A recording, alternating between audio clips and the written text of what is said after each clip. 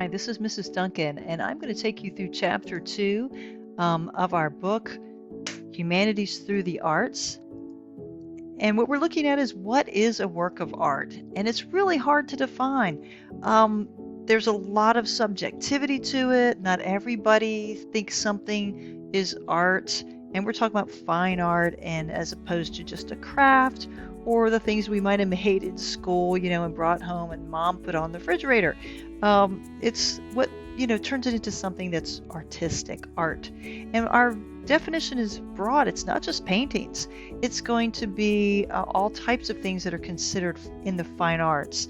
Sculpture, music, theater, literature, photography, television. We're not going to study every chapter. We will look at movies to cinema. And so, a homemade video may not be considered art, but not everybody agrees. However, there's some things that people do agree on, and so it has to be made by humans. So where this is humanities, right? Humanities expressed through the arts. The humanities and being a human can be expressed through a lot of things, which we learned about in chapter 1, but we're looking particularly at art.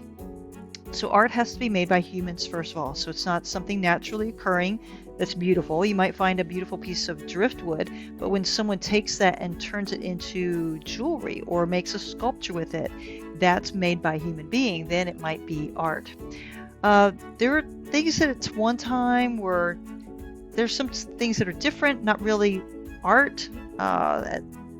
Collages, Dadaist works, pop art, and even popular art sometimes becomes considered art.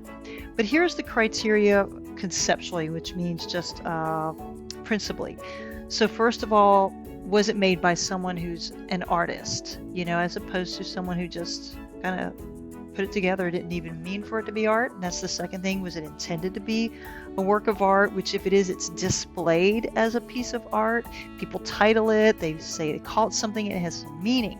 And then people who are experts, who this is their life work, they study art, they collect art, they make art, they look at it and go, yes, we believe this is a work of art. So the image, it's not really to the left, it's to the right, and it's called Shovel, and it features a shovel. Has been considered a piece of art. Some people say no, some people say yes. This is on page 18 in our book, and they talk about that. There's a perception key. One reason you might argue that it is art is because he used the shovel not as its function or utility. He's not using it to dig dirt. Maybe he's making some expression and meaning, and that's going to be key. We're going to look at that perceptually. And that's going to be our focus, is identifying art perceptually by what we can observe and what we can know or think we know about it, okay, even though it's related. So it's all painted green, it's suspended there, and so there are things that he's trying to get across. Now, they may not always be clear. We'll learn a little bit more. So perception, our terms that we need to know are that it's things that we can observe, through our senses. We can see it, we can hear it, we might can touch it, some things we can taste, tactile touch, but conception is in our mind. So perception is through our body, and then in our mind, conception, what we think or know about it. And so here are the 4 really important terms. You will see them over and over and over and over. You'll see them on every exam and in our projects. Artistic form, which is discussed on page 19, participation, content, and subject matter. So let's take a closer look. Artistic form. All objects and events have form, and so they have a boundary, and they wouldn't be perceptible to our senses without those. So artistic form is about the line, colors, texture, shape, space that has been put together and constructed in a particular way for the most profound effect possible. So if you can think about when you were a child and you were making, little art projects, you might have been given a little bit of Play-Doh, and it was just a lump of Play-Doh. It had form and shape, but it was in color, but it wasn't art. it was just in the little, container. And when you took it out and you shaped it and you formed it and you maybe added other colors or played it together, and you made a representation of something. Maybe you try to make a turtle or something like that, and you presented it and you said, here, this is my representation of a turtle. Well, we could tell that hopefully because you had shaped it and used colors and textures that kind of represented that's something we could perceive. In music, then it's auditory. We hear it, and then there's lines and things on a page too that we can see. Here are two images. Some things are not, may or may not be, considered artistic form as much. They have to be kind of intentional and constructed. The one on the right is a painting, so they both deal with executions. But this one on the right, people more easily recognize as having artistic form. So the person who painted it, Francisco Goya, he's representing and depicting a moment in history when Napoleon's soldiers overcame the Spanish resistors and are executing the ones that are left. Some of them are already dead. So this is not a photograph. They didn't have cameras back then, and he wasn't sitting there going, hey, pose, hold still. So it may not have looked like this, but he's representing in a visual for what it looked like. And he's picking this. We'll talk more about this in paintings, but like the man in the middle who has his hands up kind of, reminds us some of the Trayvon Martin and the hands up, and we're like, right, he looks innocent. He looks like, I'm surrendering. I've got a white shirt, which is like white flag, surrender, and yet they're still aimed at him, and we don't see their face, we see his face. Those are all things that the artist did and formed them, and we can make them out because of the lightness, the light, the dark, the lines, the color. We know that the men on the ground are bleeding and dead because of the way they're positioned. All of those are it's artistic form. You see the city in the background, so forth. On the left, there's been more argument that maybe it's not artistic form. Maybe the reporter, the journalist, was lucky. He was there at the right time, Eddie Adams, or the wrong time per se. You've got a Viet Cong being executed, a Vietnamese general. But as a photograph, he did manipulate the form. The background is kind of all washed out. He did that in the what's the room? Oh, where they do and develop the print. He made sure that the general and the person being shot there, the Viet Cong individual, is cropped and in the foreground and has lots of contrast, and the background is kind of washed out. So there's artistic form in photography too, not just capturing the particular moment.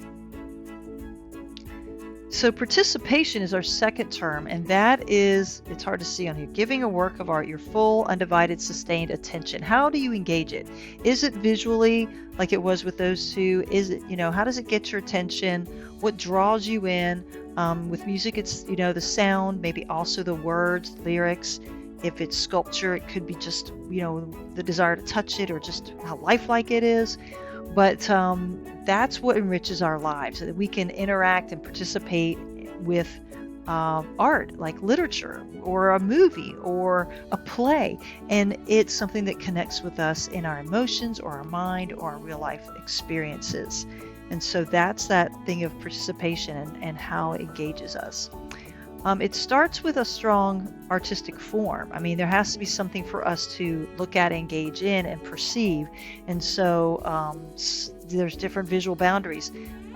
Look at the difference in the size. Goya's painting is huge. It's 8 feet by 13 feet, which we couldn't tell from our little, image. Makes it very lifelike. The photo is 8 by 10. I mean, that's pretty big for a photo, but not 8 feet by 13. Most of us are in that 5 to 6 feet category, right? So it would be much taller and much, much wider, and it affects our participation, whether we see it live in its full, full capacity. A sculpture we can actually reach out and touch, or a painting we see in its full scale, than whether we just see a picture in a textbook. So that does affect it. All right, the third big term is content, and it has to do with the background and what it means. So here's the definition here: content, the meaning that is fused into the form. Artists make art, it's self-expression, but it's also meaning, and we get more of the ones that mean something specific. When you get representational art, when you get abstract, it's a little harder to pin down. It can be multiple meanings, but there's also some background that if we know the background, not only do we participate better, we understand the meaning. So there's a history behind Goya's Mather. There's a history of the Vietnam War behind Adams' execution in Saigon. And so here's an idea: the abstract idea of barbarity being, as opposed to war, like war going over from being by the rules and laws a necessary evil to being barbaric, versus the concrete image, someone about to die. Both of those are strong. The concrete image is something we can see. We can see that individuals are being executed. And then there's this abstract idea of, it's just kind of, that shouldn't happen like that. Something about that seems very wrong. And it was represented that way to us. So content is a really key thing. For a work to be considered art, it has to be present. There has to be some intended meaning to it to really be considered art. So artistic form, what do we see? What do we hear? What are we watching? What are we touching? What is the thing? And then how do we engage with it? And then what does it mean? And then last, subject matter. And sometimes, we think of that as the meaning, but subject matter is, well, what is the thing? Is it a turtle? It's a picture of an execution, but the meaning is the content. So subject matter is, what are we taking a picture of? What's this play about? What's this poem about? And then content is, well, what does it mean? And it also goes with values, anything related to human interest. So there's a reason why the artist picked that subject matter. All right, they're all closely related. Subject matter is picked because it's valuable, it's something of importance, and content is how we interpret it, basically based on how it's presented to us in the artistic form.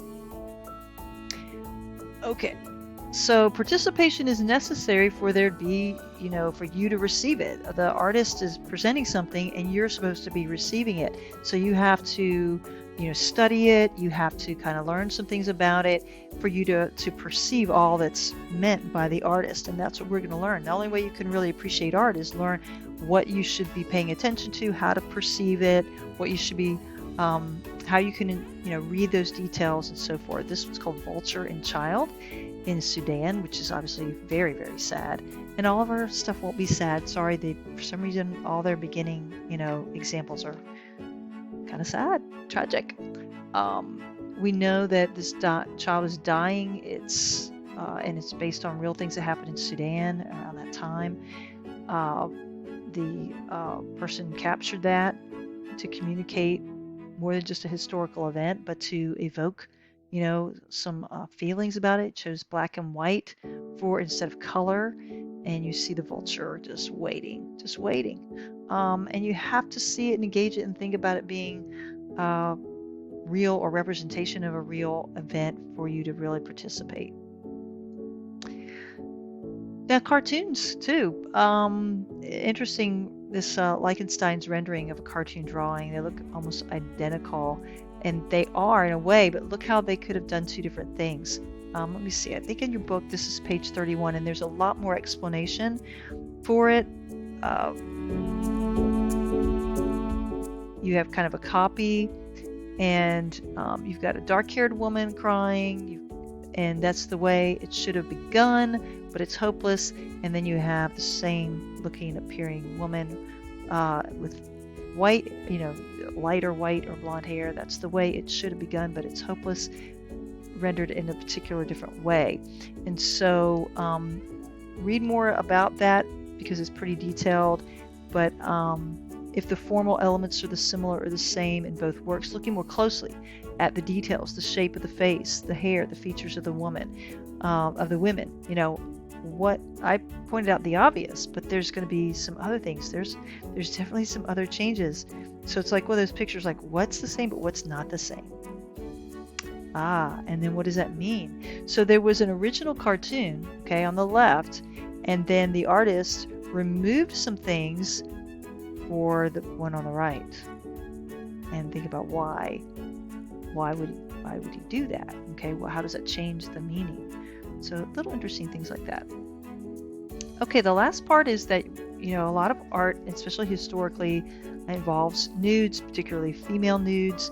You'll see those occasionally. We don't get all into it. We do talk about censorship and so forth. And so it says, you will see male nudes as well. That was very dominant from classical art. You mostly saw male and female nudes. And then into Renaissance, it was mostly male. And then since then, female nudes have become more popular. So why are they so valuable? Well, there are a lot of, part of it is that's the artistic subject matter, and then it has content and meaning, so which makes it not pornographic, makes you uncomfortable, that we are adults in this class. They're highly valued mostly because they're powerful interpretations of their subject matter. They've been recognized that way. So you won't be, submerged in it, but you will encounter it because that's part of the history of art. Okay. And unlike shovels or pictures of executions, the human body has infinite form. And so depending on how you have engaged in that, but I think when you get to the sculpture and we look at the ones of David, you'll see some of the reasons why some of that is so magnificent, why it should be studied. So here's a couple of examples. Some of them are more sensual than others. Okay, so more lifelike. You get the Sleeping Venus. This one picture's out of the place. You have in the middle, you wouldn't even know it's a nude descending a staircase because of the style, and then a standing woman from the Ivory Coast sculpture. So it's just been a subject matter with different content, what it's supposed to mean and how they're portrayed varies over time. Okay, last few thoughts. Remember that artistic form is not only organized structure or design. Maybe that word will be helpful to you, design, how it was designed. But it's a window into our world, and meant to be that. Subject matter, we won't get into all these fine-tune of structure determination. These are going to be more detailed than we'll get into, but so you can kind of ignore that part of it there, okay? And these are the key people. The key people we looked at. There is Cezanne in there. We talked about most of these, and the key terms. The most important: artistic form, subject matter, participation, and content. You will see them over and over, so make sure you study those carefully. Hopefully my explanations today helped you with that. And that's it.